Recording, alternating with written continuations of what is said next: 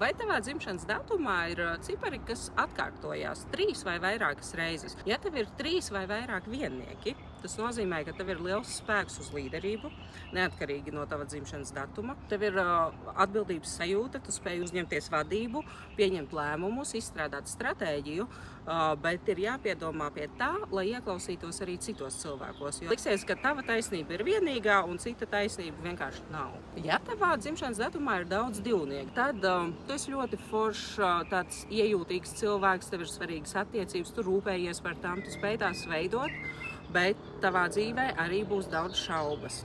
Jāmācās pieņemt arī lēmumi, bet attiecības būs tava stiprā puse, vienalga vai tev viss ir vai nav, bet tu par tām domās.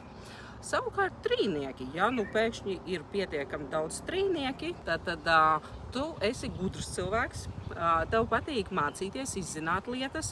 Ja mīnusā iespējams tev šķitīs, ka tu nemaz tik gudrs neesi, bet tev gribēsies, lai apkārtējie pasaka, ka tu esi pietiekami gudrs un nedod Dievs par tevi jokos, ka tu kaut ko nesaproti un nezini. Bet arī tur vēl klāt ir spējas organizēt, plānot, mācīties, nodot zināšanas, nemeklēt vienmēr savu izdevīgumu. Bet padomāt arī nedaudz par attiecībām, ielikt vairāk emocijas, siltumu tajā, ko tu dari.